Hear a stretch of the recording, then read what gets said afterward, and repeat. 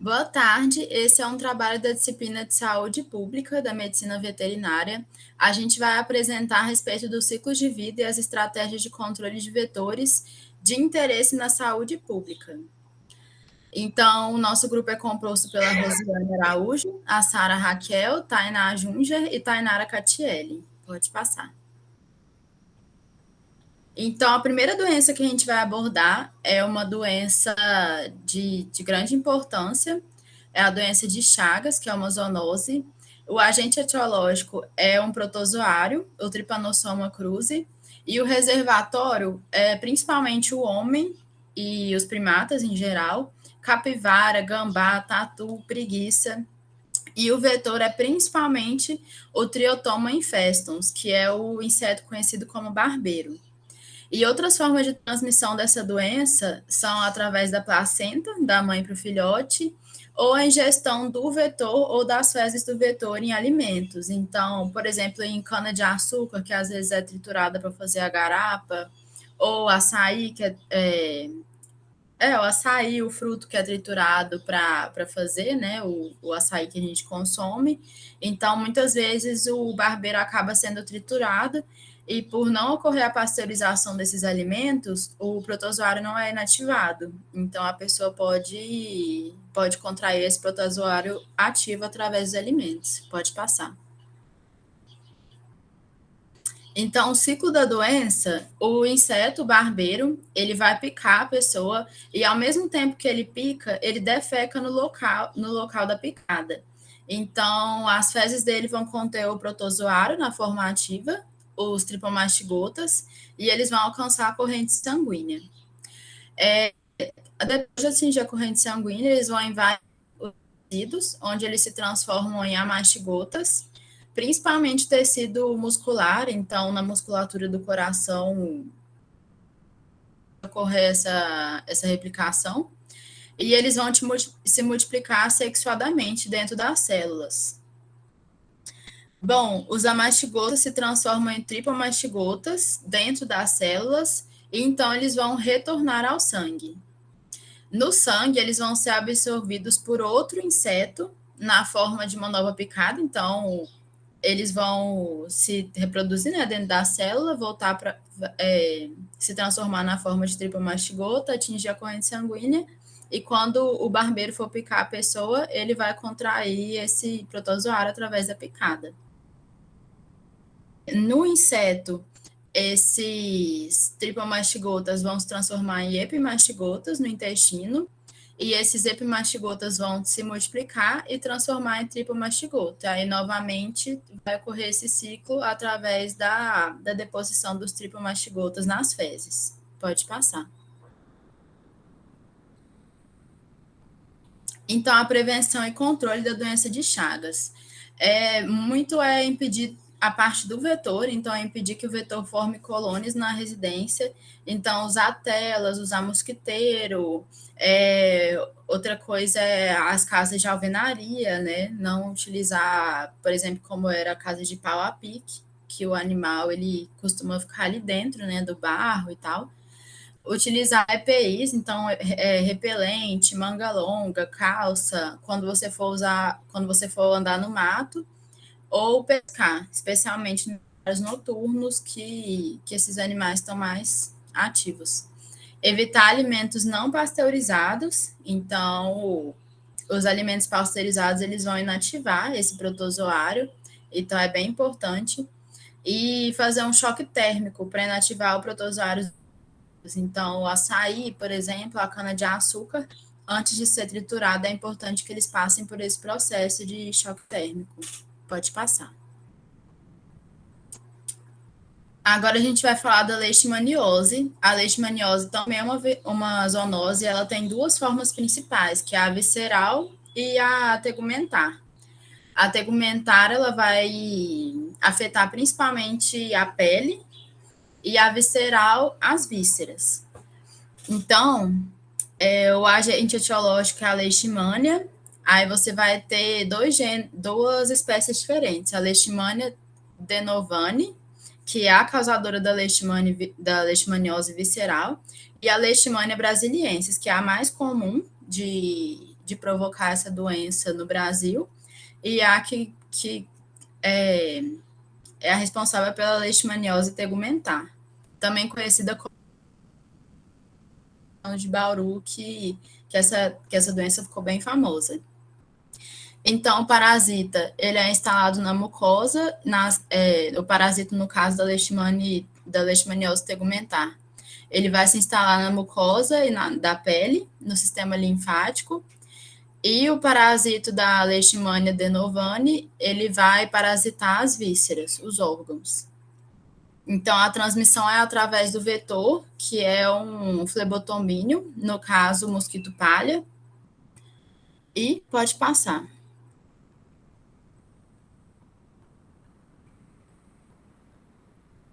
No caso do ciclo da doença, o mosquito palha ele vai transmitir a leishmania, geralmente é um reservatório, que costuma ser os cães, são reservatórios os principais, assim, que a gente tem, principalmente na questão de saúde pública.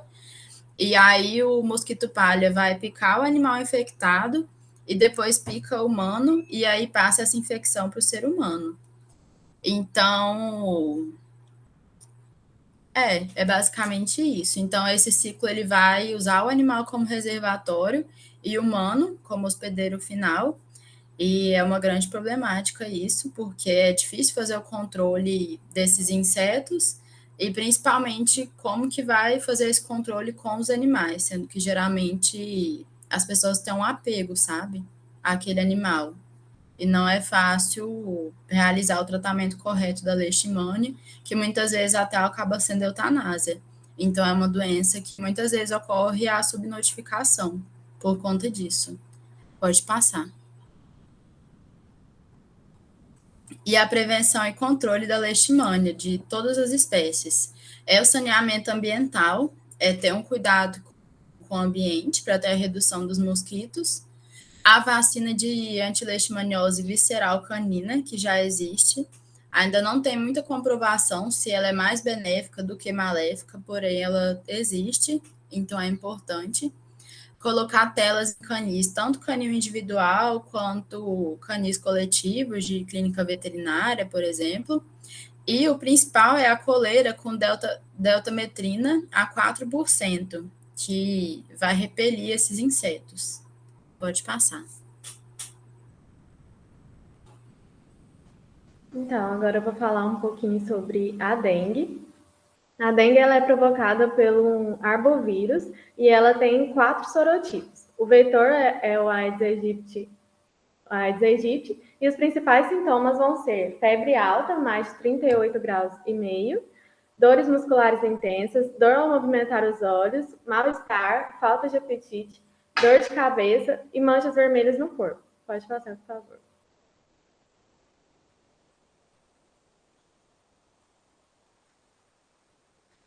O ciclo é que a fêmea do mosquito ela vai depositar os ovos na superfície da água e quando a água aumentar, ou seja, acontecer alguma chuva ou aumentar por algum outro fator, vai entrar em contato com esses ovos e aí eles vão eclodir e vai liberar a larva que vai passar para a pupa e assim vai atingir o estágio adulto.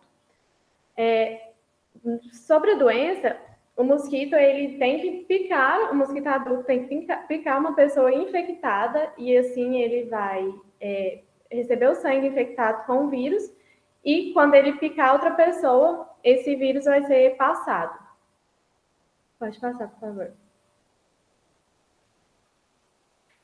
Para fazer o controle e prevenção, é importante eliminar os recipientes com água parada, tampar tonéis e caixa d'água, manter as calhas sempre limpas, manter garrafas e vasilhas sempre viradas para baixo, a fim de não acumular água, manter lixeiras tampadas, manter os ralos limpos e também pode ser utilizado inseticidas para fazer o controle. Existem inúmeros programas de controle da dengue, né? Já que ela é uma doença de grande importância. E esses programas incluem tanto a transmissão de conhecimento, de como evitar, como prevenir, quanto também esses programas passam nas casas, vendo os quintais, se está limpo, se tem água parada, e também há o controle com inseticidas em terrenos baldios, lotes abandonados, e até mesmo nas ruas, dentro das casas.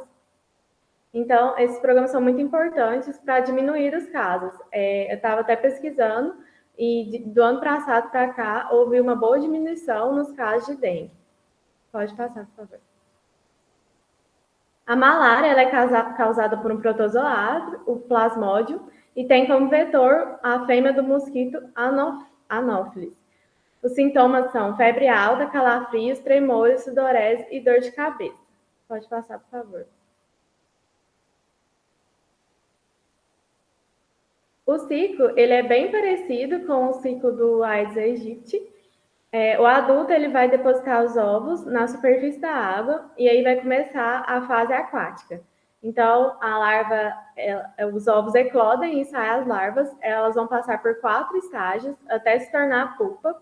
E as pulpas elas vão ter que ir para a superfície da água para respirar e só assim vão se tornar adultos.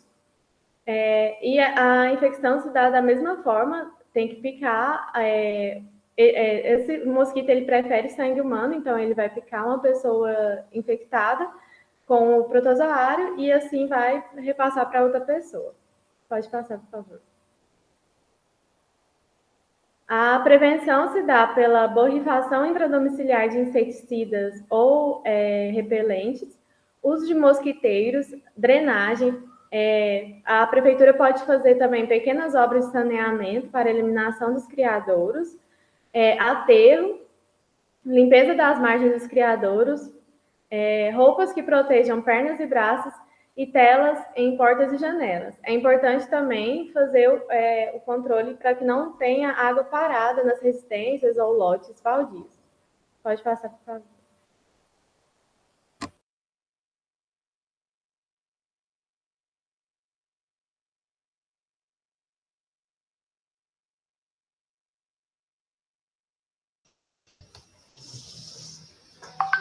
Oi, funcionando. A febre amarela. A febre amarela ela é causada por o vírus da família Flavivírus, assim como o da dengue, e também é transmitido pela picada do mosquito Aedes aegypti, que pode acontecer no ciclo urbano, que costuma ser pelo Aedes aegypti, e no ciclo silvestre pelo Aemongos, que é outro tipo de mosquito. O último surto registrado no Brasil foi no início de 1940 no Acre, só que desde 2017 foi iniciado um surto no estado de Minas, que se espalhou para o São Paulo, Bahia e até mesmo Tocantins. Pode passar. Aqui mostra, né, o ciclo urbano, a picada que o Aedes aegypti vai lá, pica o contaminado e pica o saudável depois. E da mesma forma no ciclo silvestre, que o Aemongos pica o macaco e passa para o homem. Pode passar. Os sintomas são sintomas de uma virose aguda, né? Que são febre, calafrios, dores de cabeça, dores musculares, náuseas, vômitos. Só que a principal preocupação da febre amarela é a hepatite grave que causa, levando a casos sérios de icterícia, edema cerebral, disfunção renal e também levando, por fim, o indivíduo à morte. Não existe um tratamento específico para a febre amarela também. Pode passar. A prevenção em si é evitar a picada do mosquito, né? Então, se você estiver num ambiente, principalmente numa mata e tudo mais, usar repelente, né? Inseticida, se for possível. Também roupas que possam cobrir, né? Dependendo do local que você estiver. Evitar locais de propagação do Aedes aegypti, então a limpeza e observação do local, se existe água parada e tudo mais. E também colocar inseticida na casa, se for disponível, se tiver disponibilidade. E também, hoje em dia, é disponível no mercado a vacina com o vírus atenuado, a partir de 9 meses de idade, que a gente pode tomar para prevenir. Pode passar.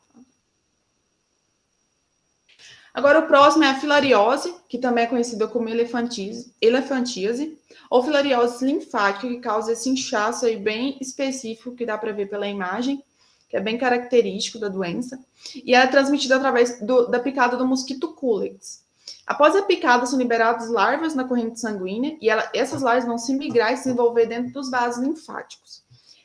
através desse acúmulo nos vasos linfáticos, elas vão percorrer todo o corpo e ocorre seu acúmulo em pernas, braços, gerando esse edema e essa característica aqui de elefantíase. Pode passar, por favor. Os sintomas são a febre, dor de cabeça, acúmulo de líquidos nas pernas e braços e aumento dos testículos e calafrios. Sem contar que é bem característico visualmente você observar a filariose, né? Devido a esse inchaço. A prevenção pode ser repelentes, né? Para evitar o mosquito, acúmulo de lixo também nas residências, observar o local, fazer a higienização do local corretamente. Pode passar, tá?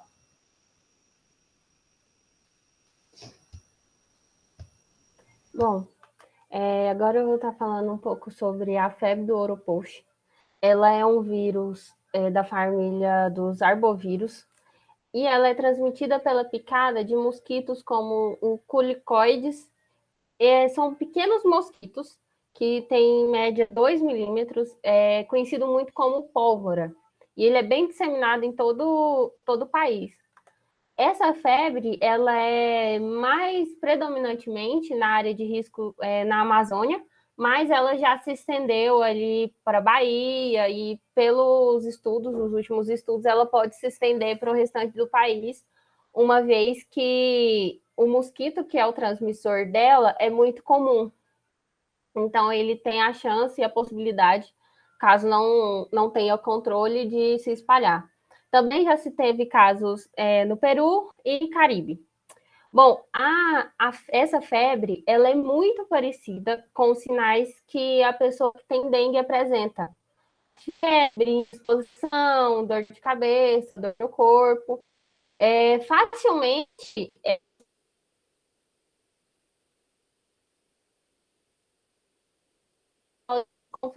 quem sente e até o médico que pode atender um caso pode se sentir. Porém, quando ela tem um agravamento, ela pode vir a desenvolver uma meningite não bacteriana, né? Porque é através do vírus, né? Não tem uma infecção aguda, mas ela pode vir a ter problemas, a pessoa pode vir a desenvolver meningite. E aí a gente entra na maioria dos casos, né, que não tem tratamento específico, uma vez que é um vírus, e aí a gente trabalha com tratamento apenas sintomático. Aí é tratar febre, tratar dor de cabeça, dor muscular. E aí a gente entra com o ciclo dela, que é um ciclo, tem a parte selvagem, que acredita ser em mamíferos, né, macacos, saguis, que são os reservatórios silvestres dessa doença. Aqui no Brasil, a primeira vez que foi identificada foi em 1960. Ela foi identificada em uma preguiça. E aí, o que acontece? O animal infectado, o mosquito vai picar, vai ingerir esse sangue contaminado. O homem, como a gente sabe, o homem cada vez ele se aproxima mais da mata, ele se aproxima mais do meio ambiente desses animais, e aí ele é contaminado pela picada do mosquito. E no ciclo urbano, o que acontece? O mesmo sentido, só que com a transmissão por uma pessoa, um ser humano infectado. O mosquito pica essa pessoa infectada, vai lá, pica uma pessoa saudável, e aí a pessoa vai desenvolver a doença. E aí a gente entra nesse ciclo que ela demora para sarar em média de uma semana, com casos que pode durar mais ou durar menos. Aí eu trouxe aí só para lembrar, né, que o possível hospedeiro não se tem 100% de certeza, mas acredita ser preguiças, macacos e até mesmo algumas aves silvestres. E aí é um dos maiores motivos, né, da Amazônia ser um grande reservatório, porque esse mosquito ele tem preferência por locais úmidos e quentes para reprodução. E a gente sabe que essa região da Amazônia é favorável para a reprodução desses mosquitos. Para prevenir, a prevenção mais básica é controle dos criadores desses reservatórios onde esses mosquitos vão se proliferar.